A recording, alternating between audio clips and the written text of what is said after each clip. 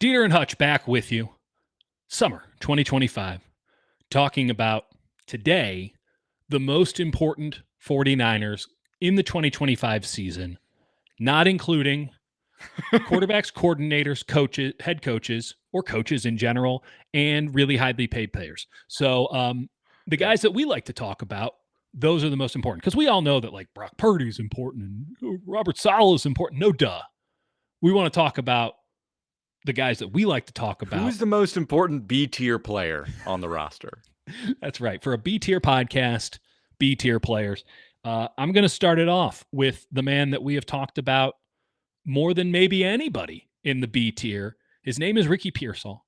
And if we're talking about important players for the 2025 season, it's hard for me to start anywhere but Ricky Pearsall. And that is even if we're including all those star players, because you got to start with Slick Richard. it is, oh boy, he is imperative.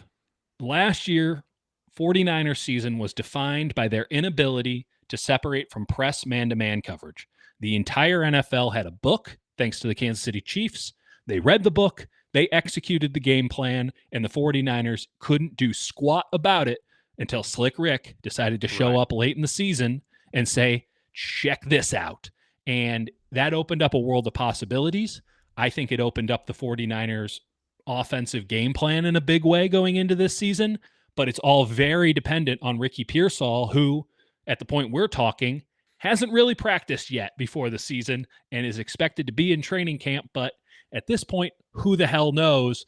Ricky Pearsall is kind of the make or break player for me, Jake. It's monumental. I mean, we talked about Pearsall ad nauseum. The point is he's got to be on the field. He's the only true outside receiver. They're going to play Jauan Jennings, and Demarcus Robinson's a capable player. Totally. But Pearsall's the only one with the juice. He's the only one with the speed, the route craft, all the stuff that like actually could make him a number one or at minimum like a quality number two receiver. They need him a ton. I'm going to go to the other side of the ball to start. And, you know, in our typical fashion, it's not one player. It's an amalgamation of two very large players. The ideas of these two guys. It's the concepts of CJ West and Alfred Collins. Okay. Because in my view, they should ideally they have both, right? In an ideal world, you get both. But really, they need one. They need one of them to be able to sit in a gap and say, I'm not going anywhere. Not hold two gaps. Just not get displaced when they're running duo at you. Just hold on for dear life. Mm-hmm. And in an ideal world, they're both able to do that. Alfred Collins is coming back from an injury that, like, maybe he'll be ready for training camp. They think so. I'll wait and see. I'll wait and see. He's a massive man, lower body injury. Need to see it. I worry about that. CJ West, we both love the tape. We're both impressed. I worry a little bit about his conditioning. Again, got to see it. I think either one of those guys, they're going to have to solve what was probably the number one problem with their defense, is that they just got run down the throat and they could not hold up. So one of those guys, one of them, just has to do something in the run game. People are asking me a lot lately, because we're in this strange conceptual realm that is the summer. Like, what's your biggest concern with the Niners? And of course, I immediately begin with, where do I start? And then I follow up and say, okay, you actually asked me a singular question. It's the run defense until proven otherwise. And the 49ers' solution to their dreadful run defense was, let's get some rookies. Let's get some big boys. Yeah, the rookies. Which I appreciate. And it could work out wonderfully, because Alfred Collins is a rare combination of size and speed and strength. But he's a conceptual player because he's not healthy and he wasn't asked to learning. He's learning a new system too, completely different than what he was asked to do at Texas. And CJ West is there. I mean, let's be clear about this. You and I both love CJ West. CJ West is the kind of guy who gets dorks like us really excited. I'm not in any way selling CJ West stock, but there's a reason he got drafted when he got drafted. Like, it's not this great all-around game. He has almost no get-off. What he has is very violent hands and great feel, which can get you a long way. But it is interesting that the 49ers are the team that selected him, seeing as, like, their whole thing is how fast can you get out of your stance and into the backfield. And CJ West is like, I'll get there when I get there. In the meantime, let's smack some dudes. And it's fun. It's awesome. And it might be exactly what they need, but it is different than what they've usually done. And that might not work out in the way that we all want it to work out. Agreed. Now, if I were to ask you, what else are you concerned about? Hmm. What other part of the defense would you point to? Well, buddy, I'd point to pretty much all of it, but I'd say linebacker. Linebacker's a big concern to me. So do you have somebody for me there, Jake? Yeah, I got you. D. Winters. D. Winters. Interesting, because D. Winters was a guy who had some flashes last year, and you're like, oh, interesting. And then people were like, he's incredible. And then you go, well, he's sort of flying around, lost out there. Apparently didn't add weight, but added muscle, which is a very coach-speaky thing. But he looks bigger, and he's moving a little bit quicker, as in like he feels it better. He's going to have to, because Nick Martin, maybe he turns it on, but like he still has. We'll see it in camp. But like he's a rookie linebacker, and D. Winters has been in the system. He's going to have to be the will on day one, and that's going to be crucial because they attacked the 49ers linebackers last year, and he's going to have to hold up. Devondre Campbell obviously did not do well in the role. He didn't? So I've heard. He might have told us. Well for them. Didn't go well for him there. It should be noted that D. Winters was given like partial reps. Like part of the reason Devondre Campbell, and I mean this literally, quit on the team was that way earlier, the Minnesota game, they told him, hey, we're going to give D. Winters some more reps. And Devondre Campbell's like, the hell you will. Well, great start there, Devondre. Welcome to the team. The problem is D. Winters didn't take those reps. Like Devondre Campbell was objectively awful. Like we don't need some coach being like, oh, he graded out great. No, he didn't. No one thought he did well, including Devondre Campbell, which is why he left. D. Winters didn't take the job from him. So this is a put up or shut up year for D. Winters in like the most serious of ways. Like he'll be a practice squad player, special teams guy at best for the rest of his career, unless he makes the most of this opportunity right here, right now.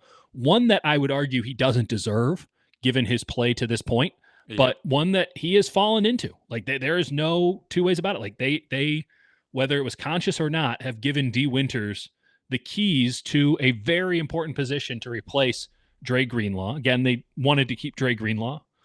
I don't think they were wrong to let Dre Greenlaw go. I would have probably picked somebody else to replace him, but maybe D. Winters makes them look like geniuses. Maybe he makes them look like fools. I don't see any reason why Seattle in week 1 wouldn't be using the same game plan that so many teams used last year, which is let's see what the weak side linebackers got for us. So we're going to find out 100%. Pretty fast if D. Winters has made the change or not in 2025. I'm going to stay on the defensive side. I feel like that's where most of the questions are. Bryce Huff. Is this a little bit easy? Is this low-hanging fruit from Dieter? No. A little bit. Hey, new guy, got a bunch of sacks. I don't want to go as far to say that he could have a D Ford-like influence, but that is clearly what the 49ers are going for in acquiring. That's what Trent Williams literally quoted that. He said the D Ford thing. I said it on the Hutch Report. Yeah, I know you did. I'm just saying, I'm not going to say that he's as good as D Ford, but that is, again, the idea of what it is they want. And that could change some stuff. I think that the trickle-down effect of just having a clear-cut second pass rusher that has explosion as compared to what Leonard Floyd gave you last year, where it's like, I'll be there, I'll be around, but it's going to take me a minute to get there. He's like, I don't have any moves, but if you do something, I'll clean it up for you. I got to run some errands first, but I'll get to the party. It's having a guy who can create pressure on his own, in theory, from the opposite side of Nick Bosa. The trickle-down effect, I think, is pretty significant because it now allows the 49ers to better execute the gap-splitting scheme that they want on the interior. I think it creates fun opportunities for Mykel Williams and Yetur Gross-Matos, two guys who are someone who can play on the outside, but you kind of want to bounce around inside and outside. You can use them more as gadget players. That's an exciting possibility. Just having that player there if he executes to the level that they think he can execute to, I think fundamentally changes the defensive line, not just because you're getting extra pressure, but because other guys can now play roles that they're better suited for, and everyone didn't have to slide up a spot to sort of make up for the glaring deficiency that this team had. They tried to moneyball it with Ibukam and guys like Arden Key, and had Charles Amenahu who did well, guys who did like various levels of good things, but like having an actual clear-cut edge rusher who can rush the passer and that's all you're asking them to do. It simplifies things a lot for them. I think there's a ton of questions on the defense. I would like you to mention your last defensive player, who I think is probably going to decide a lot what happens in the secondary. Well, you know what I love to say, Jake. Safeties are, in fact, destiny. And I've been doing a little reading this summer, and trying to, I didn't grow up like an NFL nerd, right? I grew up in Chicago. The Bears were around. I wasn't even a Bears fan. It was NBA, Major League Baseball, hockey. I didn't grow up with like the nitty gritty, and knowing all the stats and this and stuff. I knew good teams. So I've been trying to catch up. And that's what I do in the summer. I try to read as many books as I can about the great teams of the 70s, the 80s, the 90s, to when I really tapped in, I would say, at the turn of when I was like 12, 13 years old. And man, I'll tell you, there does seem to be a very interesting thread between all the great teams, which is that they had game-changing safeties and they had unguardable tight ends. We'll leave the tight end aspect out of this. We already know that they have that on the 49ers. Safeties are destiny. And Malik Mustafa has a chance to be a truly special safety if he can get on the field and if he looks like what he looked like last year. And both of those things are big question marks until proven otherwise. I have all the reasons in the world to believe that Malik Mustafa's career trajectory is just going to keep going up, up, up, up, up. He's got special written all over him at a position where it is very difficult to elicit those kind of feelings, especially at an early age. I love when you go out to minicamp and OTAs, and there he is with John Lynch, a Hall of Fame safety, and they're just watching practice together. Like, you have that resource. He's smart enough to take advantage of it. He's got it between the ears. We don't need to talk about the body without sounding creepy, but suffice it to say, I'd take it. He might work out. Just throwing that out there. He plays the game with a ferocity and a willingness that is necessary to be great. He has a chance at a very young age to be the kind of safety that takes a team from good and makes them great, and 100%. Takes a defense that has a lot of questions and just cleans it all up. Everything is just sort of fine, in the same way that Fred Warner did it early in his career. Just everything just seems A-okay. And when you talk about the middle of the field with Fred covering all the short and intermediate routes and Malik Mustafa up top, you're throwing outside the numbers now exclusively, if that's what he is. He is so critical, especially too when you don't really know who's going to play next to him because you don't know who your other safeties are. It is all Malik Mustafa this year. Safeties are destiny, and the 49ers' destiny seems to be riding on, is he number 6 now? Is that what he's going to win? Two players that safeties, he's got a different coach, defensive back safeties coach, Daniel Bullocks, compared him to. As a rookie, Bob Sanders and Budda Baker. So, pretty good. He, I would say, is crucial. I can't wait to see him play. Again, victory lapping on that one, as we were way in on him on the draft. Totally. I can't wait to see him play again. My final guy is perhaps the most obvious one on this list. It would be Jauan Jennings. Interesting. Who is he going to go back to the slot? Are they going to keep using him outside? I would bet that they keep using him outside, at least in some capacity. And then if the offense for Ricky Pearsall gets going and DeMarcus Robinson gets going, and then they can, use him as third down Jauan again. Right. I think that's where he should be playing. But you do not have a lot of veteran assets. You have on your offense in terms of weapons available from day one. You have George Kittle, you have Jauan Jennings. Obviously, Christian McCaffrey is a receiving option too, but in terms of pure actual receivers, it's those two. Yeah. And that's it. Those are the only guys you know. So he has to be, and he was great last year, but like he has to be at least capable against man coverage, which he is in his own unique way, but he's not a separator. Right. So Jennings, and I don't think anyone's really worried about him, but he's a crucial part of this offense to start the season. And if he's not going, it's gonna be ugly. Let's be clear about what Jauan Jennings is. And this is, again, not to take anything away, but I think we need to have proper parameters understood to better talk about Jauan Jennings. He is a scheme-dependent possession receiver. And that is not to say that he cannot make plays and that he's not really good at that job. But he has made his NFL career, which he was a 7th-round pick, so that was not a given. He has made his NFL career off of getting cushion from smaller nickelbacks and absolutely cooking them with a series of deft moves, feel, and understanding.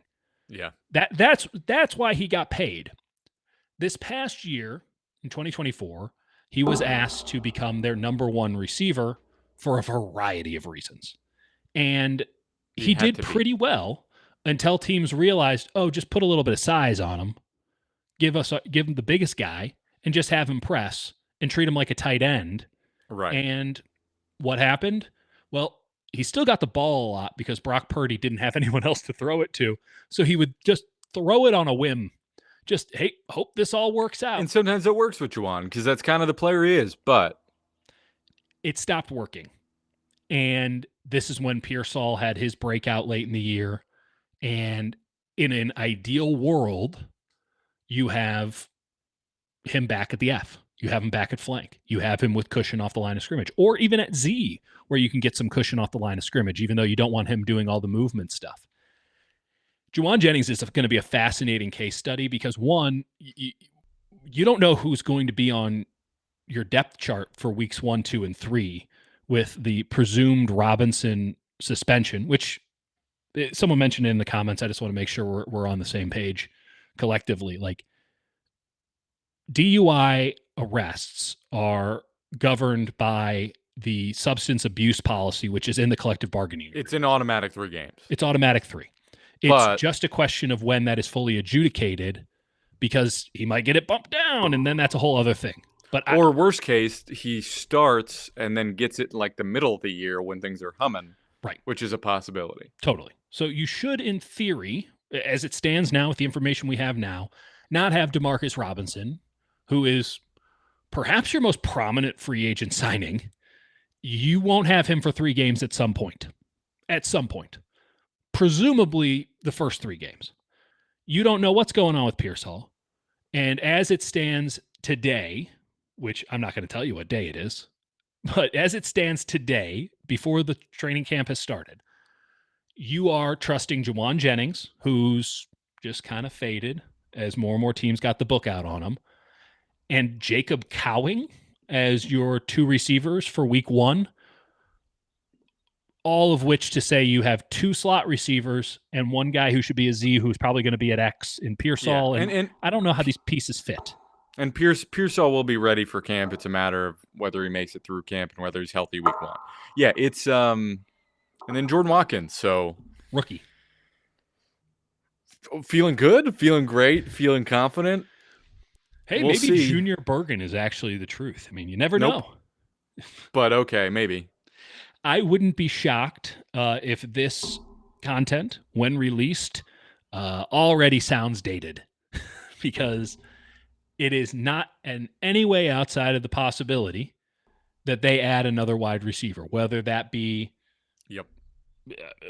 Gabe Davis or Amari Cooper or whomever.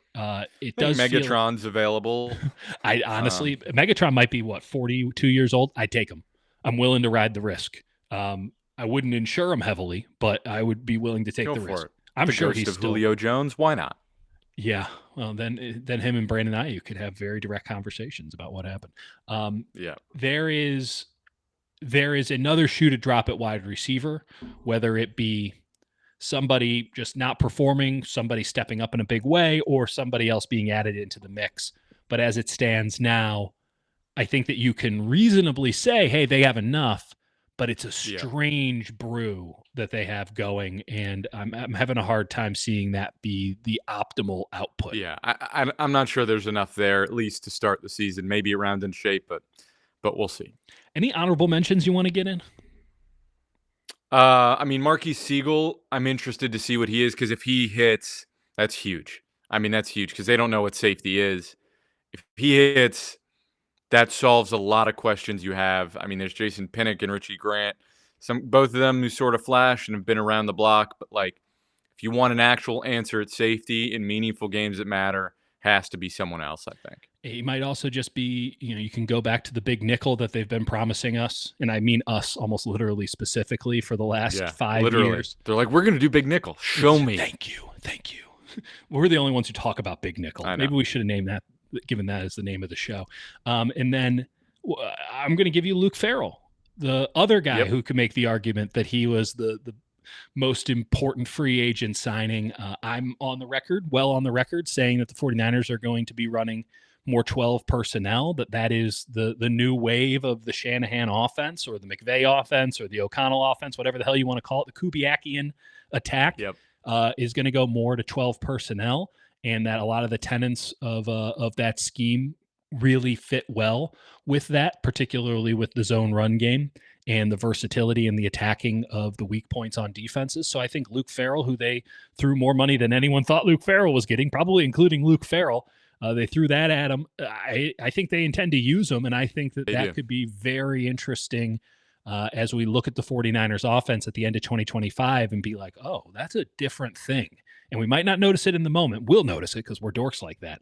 But at the end of the season, we might have a very different opinion of what the 49ers offense is and what their tactics are than we did going into it because of Luke Farrell. So just an honorable mention, but I wanted to get him in there. Yeah, I think it's a great list. That's our I guess we're calling it our B tier, our crucial B tier players.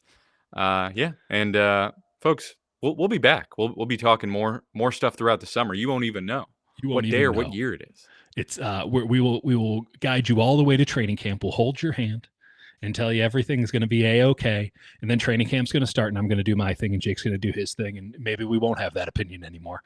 But in the meantime, subscribe to the Hutch Report. Subscribe to the Mercury News if you enjoy local journalism. And, of course, become an official sicko. Become part of the channel. Become one of the cool kids. Again, the 49ers draft guide is out there for anyone who wants it. You want to know more about Marquise Siegel? Jake's got a whole write-up on him. Way too detailed. Right. Probably more than they have on Marquise Siegel, if we're being honest about it. And we're going to have so much more for you. So we're looking forward to plenty more times that we can talk. And until the next time, stay sick.